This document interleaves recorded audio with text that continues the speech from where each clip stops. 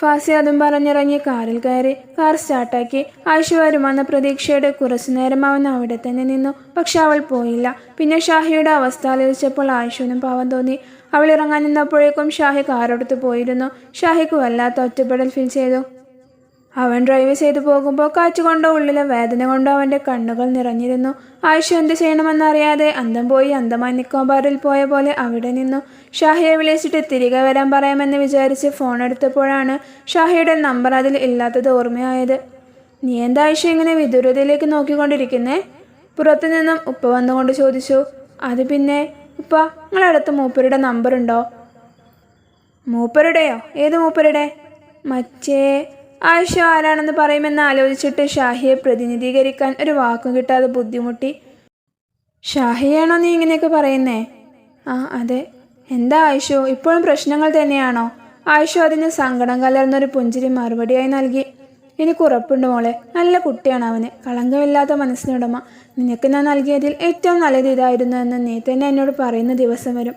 ഉപ്പ അങ്ങനെ ഓരോന്ന് പറഞ്ഞുകൊണ്ട് ഷാഹിയുടെ നമ്പർ ആയിഷുവിന് കൊടുത്തു.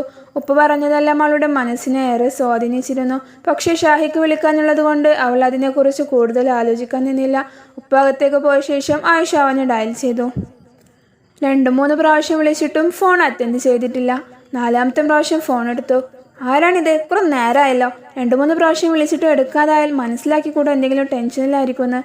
ഷാഹിയുടെ ഉള്ളിലുള്ള സങ്കടവും ദേഷ്യവും എല്ലാം ഒരുമിച്ച് പുറത്തേക്ക് വന്നു. സോറി. ആയിഷ അതും പറഞ്ഞ് ഫോൺ കട്ടാക്കി. എവിടെയോ കേട്ട് പരിചയമുള്ള ശബ്ദമാണല്ലോ റബ്ബേ. ഫോൺ ചെവിയിൽ തന്നെ വെച്ചുകൊണ്ട് ഷാഹി ആലോചിച്ചു. യാ റബ്ബേ, ആയിഷല്ലേ ഇത്? എനിക്ക് എന്തിൻ്റെ ശനിയാണെന്തോ. ഷാഹിക്ക് അവൻ പറഞ്ഞത് ആലോചിച്ചിട്ട് വല്ലാത്ത കുറ്റബോധം തോന്നി.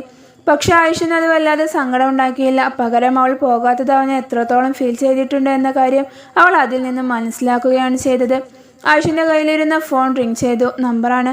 അവളൊന്ന് സൂക്ഷിച്ചു നോക്കി. ഷാഹിയാണെന്നും അവൾക്ക് മനസ്സിലായി. അവൾ കോൾ അറ്റൻഡ് ചെയ്തു.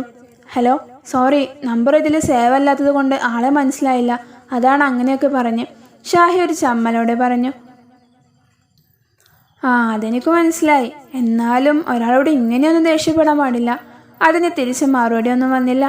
അതുപോട്ടെ, ഇപ്പോൾ എവിടെയുള്ളേ? ആഹാ, എൻ്റെ ഭാര്യ എന്നെക്കുറിച്ച് അന്വേഷിക്കാനൊക്കെ തുടങ്ങിയോ? ഇതെപ്പോൾ മുതലേ? ഇങ്ങനെയാണെങ്കിൽ കളിക്ക് ഞാനില്ല, ഞാൻ വെക്കാണ്. ഷേ, അങ്ങനെ പറയല്ലേ. എന്തിനാ വിളിച്ചതെന്ന് പറഞ്ഞിട്ട് പോ. എന്നെ ഒന്ന് വിളിക്കാൻ വരുമോ? ഞാനും വരാൻ കൂടെ. It is A truth? Shahi ആവേശത്തോടെ ചോദിച്ചു. എന്നാൽ ഞാനിതാ വരുന്നു, ഒരു 5 മിനിറ്റ്. ഷാഹി പെട്ടെന്ന് തന്നെ വണ്ടിയെടുത്ത് വീട്ടിലേക്ക് പുറപ്പെട്ടു. ആയിഷ വരാമെന്ന് പറഞ്ഞതിലുള്ള സന്തോഷം അവൻ്റെ ഡ്രൈവിങ്ങിലും ഉണ്ടായിരുന്നു. അതുകൊണ്ട് കുറച്ച് സമയത്തിനുള്ളിൽ തന്നെ അവൻ വീടിൻ്റെ മുമ്പിലെത്തി. കാർ തിരിച്ചിട്ടു. ആയിഷ മുറ്റത്ത് തന്നെ പോകാൻ റെഡിയായി നിൽക്കുന്നുണ്ടായിരുന്നു. അവൾ വീട്ടിലുള്ളവരോട് യാത്ര പറഞ്ഞിറങ്ങി. എന്താണ് ഇപ്പോൾ ഒരു മനമാറ്റം? അങ്ങനെ തോന്നി, അത്ര തന്നെ. എന്തേ, ബുദ്ധിമുട്ടായോ? ഞാനൊന്നും ചോദിച്ചില്ലേ. പിന്നെ ഈ അറിയാത്ത സ്ഥലത്തൊക്കെ ഒറ്റയ്ക്ക് വന്നിട്ട് നട്ടം തിരിയേണ്ട എന്ന് കരുതി വന്നതാണ്, അല്ലാതെ വേറൊന്നും കൊണ്ടല്ല. ഓ, ഞാൻ തെറ്റിദ്ധരിച്ച്. അല്പസമയത്തിനു ശേഷം അവർ ഒരു ബീച്ചിന് മുന്നിലെത്തിച്ചേർന്നു. രണ്ടുപേരും കാറിൽ നിന്നിറങ്ങി അവിടെയുള്ള പാറകൾക്ക് മുകളിൽ പോയിരുന്നു. കുറച്ചു സമയം അവർക്കിടയിൽ നിശബ്ദത തളം കെട്ടി നിന്നു. ഞാനൊരു കാര്യം ചോദിക്കട്ടെ? ആ, അതിനെതിനെ ഒരു മുഖവരൊക്കെ. ശരിക്കും നമ്മൾ തമ്മിലുള്ള ബന്ധം എന്താ? അതിനുള്ള മറുപടി നിന്റെ കഴുത്തിലുണ്ടല്ലോ. അത് നാട്ടുകാർക്കും വീട്ടുകാർക്കും മുമ്പിൽ. മനസ്സിൽ നമ്മൾ തമ്മിലുള്ള ബന്ധം എന്താണെന്ന് ഞാൻ ചോദിച്ചേ. നിന്റെ മനസ്സിലെന്താണെന്ന് എനിക്കറിയില്ല. പക്ഷേ നിന്റെ ഉപ്പ നിന്റെ കൈ നിറ കണ്ണുകളോടെ എന്നെ കൈയോട് ചേർത്ത് നേരം മുതൽ ഇരു ലോകത്തേക്കുമുള്ള എൻ്റെ സഖിയാണ് നീ. അന്നു മുതൽ ഹൃദയത്തിൽ ആഴ്ന്നിറങ്ങിപ്പോയൊരു വേര്. ഇത് കേട്ടപ്പോഴേക്കും ആയിഷൻ്റെ കണ്ണുകൾ നിറഞ്ഞിരുന്നു. അവൾ കടലിൻ്റെ കാണാച്ചത്തേക്ക് കണ്ണു നട്ടിരുന്നു. എന്തിനാ റബ്ബെ എല്ലാവരാലും എന്നെ എത്രത്തോളം സ്നേഹിക്കപ്പെടാൻ വിധേയാക്കുന്നേ? ആയിഷ ആലോചിച്ചു പോയി. എന്താന്നും പറയാത്തേ? ഒന്നുമില്ല. ആയിഷ അവിടെ നിന്നും എഴുന്നേറ്റ് നേരെ നടന്നു. കടലിലെ ഈറൻ കാറ്റിൽ അവളുടെ തട്ടം അനുസരണയില്ലാതെ പാറിക്കളിച്ചു. കുറച്ച് മുന്നിലേക്ക് നടന്നപ്പോഴാണ് അവിടെ കുറെ ആളുകൾ ഒന്നിച്ചിരിക്കുന്നത് ആയിഷ ശ്രദ്ധിച്ചത്. മറ്റെന്തൊക്കെയോ ചിന്തയാൽ നടന്നതിനാൽ അവർ അവിടെ ഇരിക്കുന്നത് ആദ്യം ആയിഷ കണ്ടില്ല. അവരുടെ കൂട്ടത്തിലുള്ള ഒരു ചെക്കൻ അവളുടെ തൊട്ടരികിൽ വന്ന ആയിഷയോട് പലതും ചോദിച്ചപ്പോഴാണ് അവൾ അവരെ ശ്രദ്ധിച്ചത്. ആയിഷ ഒരു പ്രതീക്ഷയോടെ മിടിക്കുന്ന ഹൃദയമായി പുറകിലേക്ക് നോക്കി. പക്ഷേ ശൂന്യമായിരുന്നു അവിടം. ഷാഹി അവളുടെ പുറകിലുണ്ടായിരുന്നില്ല. ആയിഷയുടെ കണ്ണുകളിൽ ഭയം നിറഞ്ഞു. അവളുടെ ശബ്ദം പോലും പുറത്തേക്ക് വന്നില്ല. ആ കൂട്ടത്തിലൊരാൾ ആയിഷയുടെ അടുത്തേക്ക് വന്നു. അവൻ വരുന്നതിനനുസരിച്ച് അവൾ പുറകിലേക്ക് മാറിയിരുന്നെങ്കിലും ഒരു മരത്തിൽ തട്ടി അവൾ അവിടെ സ്റ്റക്കായി. ആയിഷ നിറക്കെ കരയണമെന്നുണ്ടായിരുന്നു, പക്ഷെ കഴിയുന്നില്ല.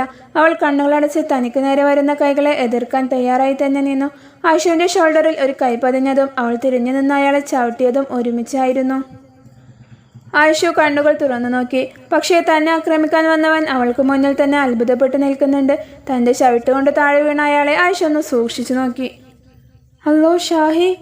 അപ്പോഴേക്കും ഷാഹി പൊടിയെല്ലാം തട്ടി അവിടെ നിന്നും എഴുന്നേറ്റ് ആയിഷുവിനെ ദയനീയമായി ഒന്ന് നോക്കി. ഞാൻ എവിടെ പരിപാടി അവതരിപ്പിച്ചാൽ ഇതാണല്ലോ അവസ്ഥ റബ്ബെ, ഷാഹി പതിയെ പിറുപിറുത്തു. അവിടെയുള്ള ബഹളം കേട്ട് ആളുകളെല്ലാം അവിടെ കൂടിയിരുന്നു. അതുകൊണ്ട് പിന്നെ അവിടെ ഒരു ഫ്ലൈറ്റിൻ്റെ ആവശ്യം ഉണ്ടായിരുന്നില്ല. ആ ചെക്കന്മാരെല്ലാം അവിടെ നിന്നും പോയി. പിന്നെ രണ്ടുപേരും അവിടെ നിന്നില്ല. അവിടെ നിന്നും അപ്പോൾ തന്നെ പുറപ്പെട്ടു. ഇപ്പോൾ നല്ലോണം സ്വസ്ഥത കിട്ടിയില്ലേ? നിന്നോടാരാ നിരാശകാമികമാരെ പോലെ ഒറ്റയ്ക്ക് അവിടേക്ക് പോകാൻ പറഞ്ഞേ? ഓ, നിങ്ങൾ കൂടെ ഉണ്ടായിരുന്നെങ്കിലോ? അതപ്പോൾ കാണായിരുന്നു. അത് ഞാൻ കണ്ട് ചവിട്ടുകൊണ്ട് താഴെ വീണ് കിടന്ന്. അത് ചോദിക്കാൻ മറന്നു. നീ എന്തടിസ്ഥാനത്തിലാണ് എന്നെ ചവിട്ടി താഴെ ഇട്ടത്? സത്യം പറ, നീ എൻ്റെ മുജ്ജമ ശത്രു ആയിരുന്നോ? അത് പിന്നെ ഞാൻ മറ്റയാളാണെന്ന് കരുതി. എന്തായാലും 2 ദിവസം കൊണ്ട് നിന്റെ ഉപദ്രവത്തിൻ്റെ സ്മാരകങ്ങൾ ഉണ്ടായില്ല എൻ്റെ ശരീരത്തിൽ. മനഃപൂർവ്വം അല്ലല്ലോ, ആയിഷ തല താഴ്ത്തിക്കൊണ്ട് പറഞ്ഞു.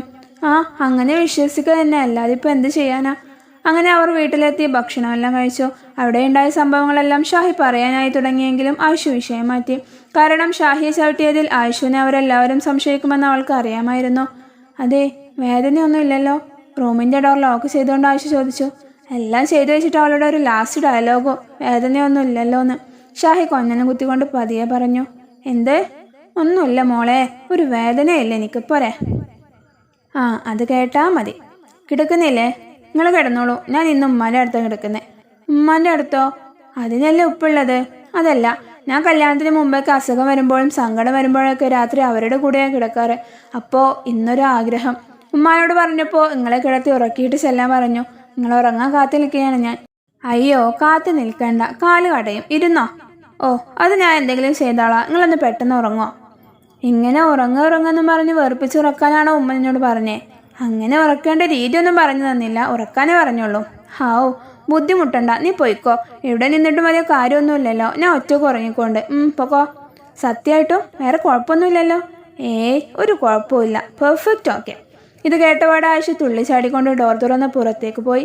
ഷാഹി പകുതി ദേഷ്യം തലയാണോട് തീർത്ത് കട്ടിലിൽ കമിഴ്ന്നു കിടന്നു. പിന്നെ എപ്പോഴും ഉറങ്ങിപ്പോയി. ഷാഹി അന്ന് രാവിലെ നേരത്തെ തന്നെ എഴുന്നേൽക്കാറുണ്ട്. പിറ്റേന്നും അവൻ നേരത്തെ എഴുന്നേറ്റ് കുളിയെല്ലാം കഴിഞ്ഞ് മുടിയൊക്കെ ചീകിയൊതുക്കി ആയിഷ വരുന്നതും കാത്തിരുന്നു. അവിടെ അവന് എവിടെ പോകണമെന്നോ എന്ത് ചെയ്യണമെന്നോ അറിയുന്നുണ്ടായിരുന്നില്ല. കുറേ നേരമായിട്ടും ആയിഷിനെ കാണാതായപ്പോൾ അവൻ ഡോർ പാതി തുറന്ന് തല മാത്രം പുറത്തേക്കിട്ടൊന്ന് നോക്കി. എന്താണ് അളിയാ, കുറക്കം കോഴിക്കൂട്ടി നോക്കുന്ന പോലെ ഒളിഞ്ഞു നോക്കുന്നേ? ഇത് കണ്ട ജാസി ചോദിച്ചു. ആ, എൻ്റെ വിധി, അല്ലാതെ എന്തു പറയാൻ. സ്വന്തമായിട്ടൊരു കോഴി ഉണ്ടായിട്ടും ഇങ്ങനെ ഒളിഞ്ഞു നോക്കാനാണ് എൻ്റെ വിധി. ഷാഹി ഡോറിൽ ചാരി നിന്നുകൊണ്ട് പറഞ്ഞു. ഷാഹിയുടെ സംസാരം കേട്ട് ജാസിക്ക് ചിരിയടക്കാൻ കഴിഞ്ഞില്ല. എന്താടി ഇത്രയ്ക്ക് കിണിക്കാൻ? ആയിഷ അവളുടെ തലക്കിട്ടൊന്ന് കൊടുത്തുകൊണ്ട് ചോദിച്ചു. ഞങ്ങളൊരു കോഴിയുടെ കാര്യം പറഞ്ഞ് ചിരിച്ചതാ. ഞങ്ങളോ? ഏത് ഞങ്ങള്? ജാസി കണ്ണുകൊണ്ട് അവരുടെ റൂമിന് നേരെ ആഞ്ഞു കാണിച്ചു. അപ്പോഴാണ് ആയിഷ ഷാഹിയെ അവിടെ കണ്ടത്. അവൾ അവൻ്റെ അടുത്തേക്ക് പോയി. ഒരുപാട് നേരമായോ എഴുന്നേച്ചിട്ട്? പിന്നല്ലാതെ, നിന്നെപ്പോലെ 10 മണി വരെ കിടന്നിറങ്ങുമോ ആരെങ്കിലും?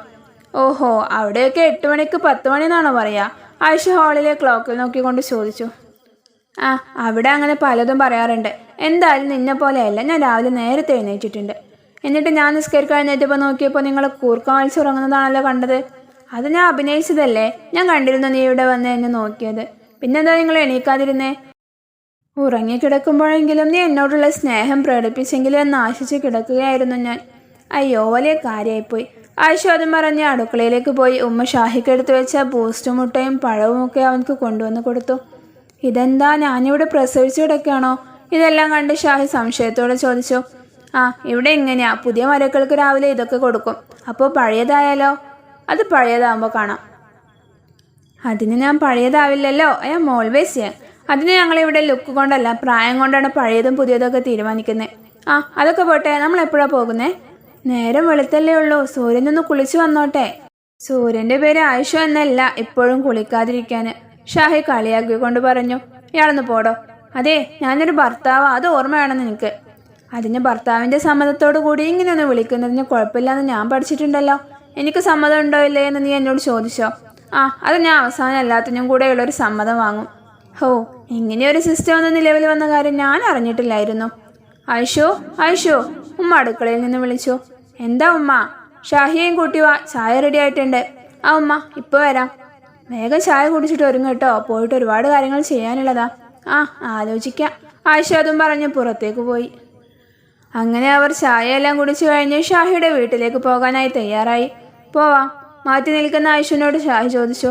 ആയിഷ ഒന്നും മിണ്ടാതെ തല താഴ്ത്തി തന്നെ നിൽക്കുകയാണ്. മോനെ, അവൾ ഇന്നൊരു ദിവസം കൂടെ ഇവിടെ നിന്നോട്ടെ. പെട്ടെന്ന് ഉമ്മ പുറകിൽ നിന്ന് ചോദിച്ചു.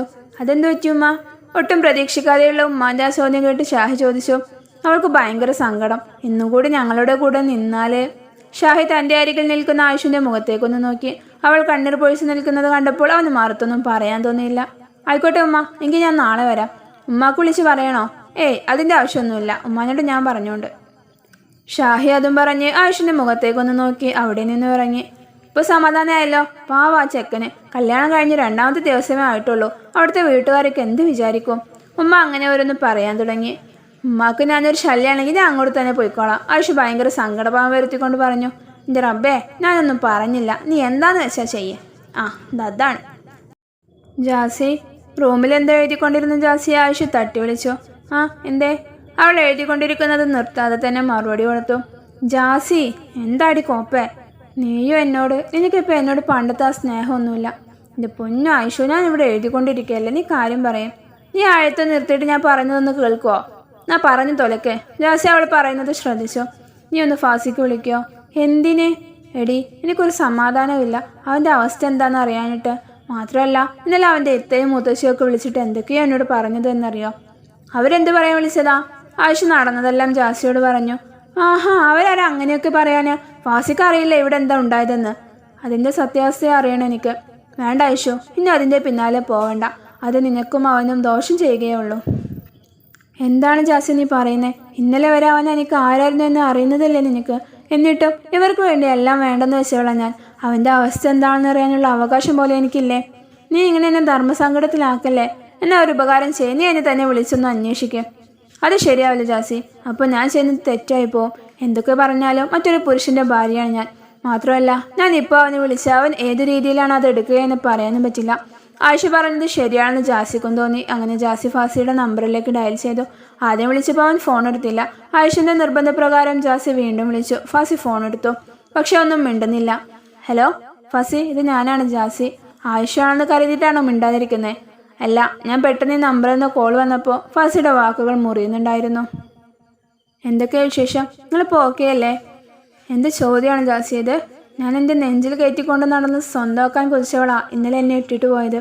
ഒരു ദിവസം കൊണ്ട് ഞാൻ എങ്ങനെ ഓക്കെ ആവാനാണ്? ഞാൻ ചോദിച്ചെന്നേ ഉള്ളൂ. പിന്നെ നിങ്ങളും അവൾ ഇട്ടിട്ട് പോയെന്ന് തന്നെയാണോ പറയുന്നത്? അപ്പോൾ നിങ്ങൾ പറഞ്ഞിട്ട് തന്നെ ആവുമല്ലേ ഇന്നലെ രാത്രി അവരെ വിളിച്ച് അങ്ങനെയൊക്കെ പറഞ്ഞത്? അവരോ? ആര്? നിങ്ങളുടെ പെങ്ങളും മുത്തശ്ശിയും? അതൊന്നും ഞാൻ അറിഞ്ഞിട്ടില്ല ജാസി. അവർ എന്നോടൊന്നും പറഞ്ഞിട്ടുമില്ല. ആയിഷ വിചാരിച്ച അവർ അങ്ങനെയൊക്കെ പറഞ്ഞപ്പോൾ നിങ്ങൾ പറഞ്ഞു കൊടുത്തതായിരിക്കുമെന്ന്. ഒരു ദിവസം കൊണ്ട് അവൾക്ക് എന്നെ മനസ്സിലാക്കാൻ പറ്റാതെ ആയോ? എനിക്ക് നല്ലോണം സങ്കടം ഉണ്ടെന്നുള്ളതൊക്കെ ശരിയാണ്. എന്ന് കരുതി അവളെ പറ്റി ആരോടും ഒരു കുറ്റവും പറയാൻ കഴിയില്ല എനിക്ക്. ഫാസി ഇടർന്ന ശബ്ദത്തിൽ പറഞ്ഞു. അതിരിക്കട്ടെ, അവരെന്താ അവളോട് പറഞ്ഞത്? അതൊക്കെ അവരോട് തന്നെ ചോദിക്കടോ. ഏതായാലും ആയിഷൊന്നും ഒരിക്കലും ഉൾക്കൊള്ളാൻ കഴിയാത്ത കാര്യങ്ങൾ പറഞ്ഞുകൊണ്ടാണ് അവർ അവളെ കുറ്റപ്പെടുത്തിയത്. ഞാനറിയാതെ അവളെ വിളിക്കേണ്ട കാര്യം എന്താണ് അവർക്ക്? ഫാസി തുടർന്നും എന്തൊക്കെയോ പറയാൻ മുതിർന്നു. പക്ഷെ അതിനിടയിൽ ജാസി കയറി സംസാരിച്ചു. ഇനി അതിൻ്റെ പേരിൽ വീട്ടിലൊരു പ്രശ്നം ഉണ്ടാക്കണ്ട. അല്ലെങ്കിൽ തന്നെ ആയിഷനെ കൊല്ലാനുള്ള ദേഷ്യം ഉണ്ടായിരിക്കും അവർക്ക്. അതൊക്കെ ഞാൻ നോക്കിക്കോളാം. ഫാസി, കഴിഞ്ഞതെല്ലാം മറക്കണം നീ. അതോർത്ത് ജീവിതം കളയരുത് പ്ലീസ്. നിനക്ക് വേറെ എന്തെങ്കിലും പറയാനുണ്ടോ? ഫാസി അല്പം ദേഷ്യത്തോടെ ചോദിച്ചു. അത് പിന്നെ പെട്ടെന്നുള്ള അവൻ്റെ സ്വരമാറ്റത്തിൽ ജാസി ഒന്ന് പതറി. നിന്റെ കൂടെ ആരാണ്? ആയിഷ പറഞ്ഞിട്ടാണോ നീ ഇപ്പോൾ വിളിക്കുന്നേ? ഒരു ദിവസം കൊണ്ട് തന്നെ എന്നെ വിളിച്ചിരുന്ന പേരിലേക്ക് മാറ്റം വന്നിരിക്കുന്നുവല്ലോ. അല്ലെങ്കിലും അവനിനി എന്നെ അങ്ങനെയൊക്കെ വിളിക്കേണ്ട കാര്യം എന്താണ്? ആയിഷ അങ്ങനെ ഓരോന്ന് മനസ്സിലോർത്തു. അല്ല, ഈ ഫോൺ ഇപ്പോൾ എൻ്റെ കയ്യിലാണ്. ഞാൻ വെറുതെ നിങ്ങളെ അവസ്ഥ എന്തെന്ന് അറിയാൻ. അത് നിന്റെ സംസാരത്തിൽ നിന്നും മനസ്സിലായി. എന്തായാലും അവളോട് പറഞ്ഞേക്ക്, ഞാനിതിൻ്റെ പേരിൽ കെട്ടിത്തൂങ്ങാനൊന്നും പോകുന്നില്ല എന്ന്. അവളുടെ ജീവിതത്തിൽ ഒരു പ്രശ്നക്കാരനായി ഞാൻ വരികയില്ല. എന്നെ എൻ്റെ വഴിക്ക് വിട്ടേക്ക്. എൻ്റെ വിശേഷങ്ങൾ അന്വേഷിക്കേണ്ട. അത് അവളെയും അവളുടെ ജീവിതത്തെയും എല്ലാം ബാധിച്ചേക്കും. ഇങ്ങനെയൊന്നും പറയില്ലേ ഫാസി. നിനക്ക് മറ്റൊന്നും പറയാനില്ലെങ്കിൽ ഞാൻ വെക്കുകയാണ്. ശരി. ഫാസി അതും പറഞ്ഞ് ഫോൺ കട്ടാക്കി. നീ കരച്ചിലൊന്നും അവസാനിപ്പിക്കേണ്ട ആയിഷോ. കണ്ണുനീരിൽ കുതിർന്നു നിൽക്കുന്ന ആയിഷുവിനെ നോക്കി ജാസി പറഞ്ഞു. നീ എന്താ പറയുന്നേ? എനിക്ക് എങ്ങനെ കരയാതിരിക്കാൻ പറ്റും? ഫാസിയോട് ഒരുമിച്ച് ജീവിക്കാൻ പറ്റാത്തതിലുള്ള സങ്കടം എൻ്റെ വിധിയാണെന്നോർത്ത് ഞാൻ എങ്ങനെയെങ്കിലും ക്ഷമിക്കും. പക്ഷേ ഞാൻ കാരണം ഒരാളുടെ ജീവിതം ഇല്ലാതാകുന്നത് എങ്ങനെ എനിക്ക് നോക്കി നിൽക്കാൻ കഴിയാം? അതൊക്കെ ശരിയാണ്. പക്ഷെ അവൻ്റെ ഇപ്പോഴത്തെ ഈ അവസ്ഥ ഒക്കെ കുറച്ച് കഴിഞ്ഞാൽ മാറും. എന്തായാലും 2 വർഷമാണ് നെഞ്ചിൽ കൊണ്ട് നടന്നതല്ലേ നിന്നെ. പെട്ടെന്നെല്ലാം മറക്കാൻ പറഞ്ഞാൽ കഴിയില്ലല്ലോ. കുറച്ച് അങ്ങോട്ട് കഴിഞ്ഞാൽ എല്ലാം മാറും. ഏതോ കവി പറഞ്ഞത് ഓർമ്മയില്ലേ? ചെടികൾ പുതിയ മണ്ണിൽ കുഴിച്ചിടുമ്പോൾ അവയ്ക്ക് 2 ദിവസത്തെ വാട്ടുണ്ടായിരിക്കും. അത് കഴിഞ്ഞാൽ അവരും വളരാൻ തുടങ്ങും. അതുപോലെ തന്നെയാണ് എല്ലാ മനുഷ്യൻ്റെ കാര്യവും. ജാസി താത്വികമായി അവളെ കാര്യങ്ങൾ പറഞ്ഞ് മനസ്സിലാക്കാൻ ശ്രമിച്ചു. സമയം രാത്രിയായി. ആയിഷുവിന് അന്നൊന്നും കഴിക്കാൻ തോന്നിയില്ല. അവൾ ഭക്ഷണം വേണ്ട എന്നും പറഞ്ഞ് വന്ന് കിടന്നു. ഉറക്കം കണ്ണുകളെ മാടി വിളിച്ചു തുടങ്ങുമ്പോഴാണ് ആയിഷുവിൻ്റെ ഫോൺ റിങ് ചെയ്യുന്നത്. ഷാഹിയായിരുന്നു. തുടരും.